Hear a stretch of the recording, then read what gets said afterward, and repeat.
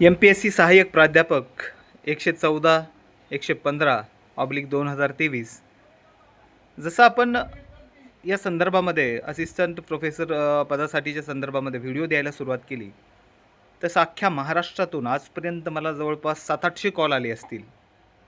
Exam झाल्यानंतर, त्याच्या अगोदर तयारी करत असताना, कट ऑफ किती येईल, स्वतःचे मार्क सांगत असताना, कमी आहेत की जास्त आहेत, हे विचारणा करत असताना. आणि खरंच माणूस कोणाला ध्यानात ठेवत असतो? लक्षात ठेवा, तुम्हाला नोकरी नाही आहे, तुम्ही संघर्ष करत आहात आयुष्याचा आणि एखादी परीक्षा दिली आहे तुम्ही आणि तुम्हाला माहीतच नाही आहे की तुम्ही काय केलेलं आहे.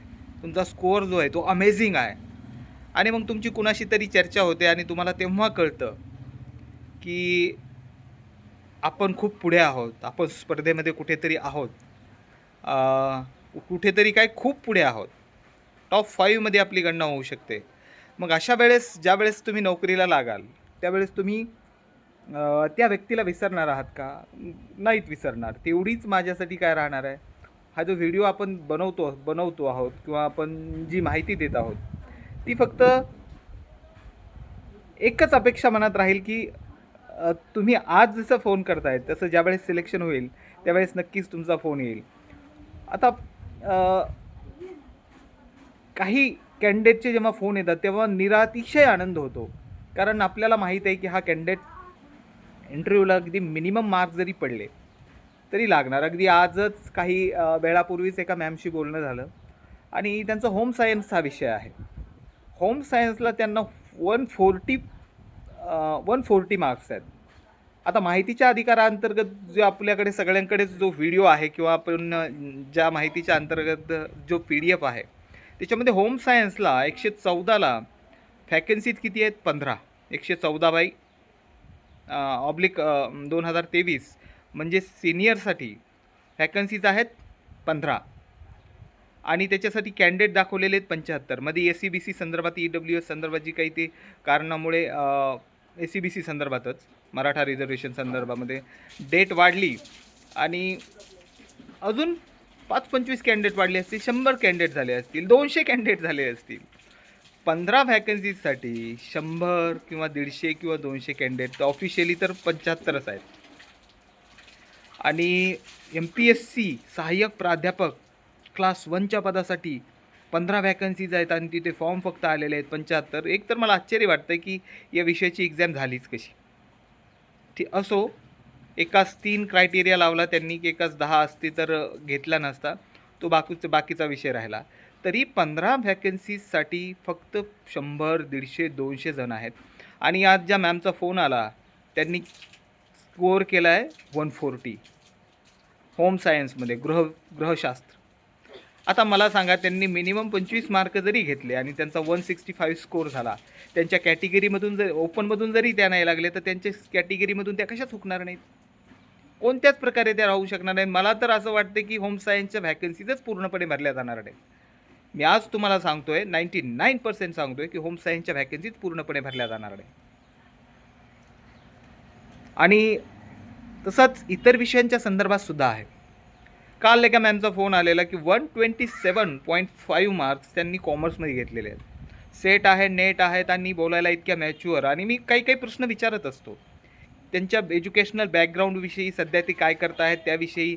बाय चान्स सेट किंवा नेट पास झालेले, सेट आणि नेटच्या आणि इतर अभ्यासक्रमाचा काहीही किंवा म्हणता येईल की फारच थोडा संबंध आहे. ही गोष्ट परत एकदा लक्षात ठेवा. त्यासाठी प्रॅक्टिकली माणूस हुशार लागतो, नाहीतर उगं 2-4 हजार रुपये परीक्षा सेंटरला जाऊन खर्चण्यात काहीच फायदा नाही. खरोखरच ज्याने आनंद उत्सव, ज्याला काहीच नवीन वाटलं नाही आपण सेट किंवा नेट पास झाल्यानंतर, तो आपला अधिकारच आहे, ही सामान्य बाब आहे. हे ज्यांनी गृहीत धरलं आणि त्यानंतर पुस्तकांशी ज्यांचा कंटिन्यू संपर्क आहे, ज्यांना वाचनाची खरंच आवड आहे, त्यांना फक्त एक व्यवसाय म्हणून शिक्षकी पेशा नको आहे, तर खरंच त्यामध्ये आवड आहे अशी माणसंच कुठे पोहोचतात, पुढे पोहोचतात. MPSC आणि UPSCची तयारी करणाऱ्या विद्यार्थ्यांसाठी तर हा चांगला मोठा चान्स होताच, आपापले त्या विषयामध्ये मास्टर्स असतील तर. पण हा सगळ्यात मोठा चान्स जो आहे, आपल्या विषयाशी प्रामाणिक असणाऱ्या, आवड असणाऱ्या, आणि सगळ्यांनीच सांगितलेलं आहे की आपले जितकेही कॅन्डिडेटशी बोलणं झालं, ज्यांनी चांगले मार्क घेतले, त्या प्रत्येकाचं म्हणणं याच पद्धतीचं आहे. खूप चांगले चांगले मार्क घेतलेले भूगोल विषयांचे एका सरांचे नेहमी कालपासून कमेंट येतात की सर 125 आहेत मला. या अगोदर भूगोल विषयाचे 116 मार्क घेतलेले कॅन्डिडेट आपल्याजवळ व्यक्त झाले होते. हे सांगण्याचा अर्थ काय की बरेच विद्यार्थी असे आहेत, खूप स्कॉलर आहेत. काही काही पेपर खूपच हार्ड होते, लेंदी होते. MPSCच्या ज्याही विद्यार्थ्यांनी 100+, 110, 120+ आहेत ते तर शुअर आता त्या विषयाला एखाद्या विषयाला 1-2च जागा असतील, त्या बाबतीमध्ये आपल्याला ह्या गोष्टीचा अपवाद करावा लागेल. पण 120+ सगळेच इंटरव्ह्यूला जाणार आहेत. कालच्या ज्या मॅमने कॉमर्समधल्या 127.5 मार्क्स घेतले त्यांचं या काल अभिनंदन केलं होतं मी. कारण या अगोदर जितके व्यक्त झाले, जितक्यांनी फोन केले कॉमर्सवाले, ते 100च्या आसपासच घुटमळत होते. आणि ह्या होम सायन्सच्या मॅमने जे आता आज बोलणं झालं, त्या पुन्हा ह्या व्हिडिओ पाहतील, त्यांचं पुनश्च एकदा अभिनंदन करतो.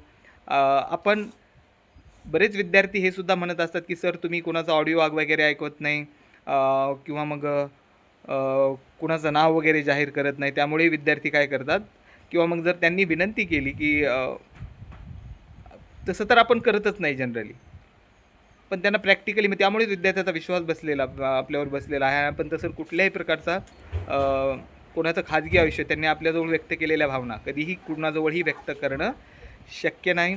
सगळ्यांना शुभेच्छा. काही जण आता मला कळतं आहे की मला माहीत आहेत की ह्या विषयातले यांचं सिलेक्शन होणारच आहे. कदाचित अख्ख्या महाराष्ट्रात सध्या MPSCला आणि मलाच थोडाफार अंदाज आहे बऱ्याच विषयाबाबतीतला की कुठे काय होणार आहे आणि कुणाचं सिलेक्शन पक्का आहे. उद्याचे क्लास 1चे ऑफिसर्स जे HOD म्हणून बसणार आहेत, त्यानंतर काही वर्षांनी प्राचार्य म्हणून राहणार आहेत, ते आज आपल्या संपर्कात आहेत आणि त्यांच्या यश चिंतण्यासाठी किंवा त्यांच्या यशामध्ये त्यांना सहाय्यभूत होण्यासाठी मला जी संधी भेटते ती संधी त्यांनी दिल्याबद्दल त्यांचे आभार आणि मोस्ट वेलकम.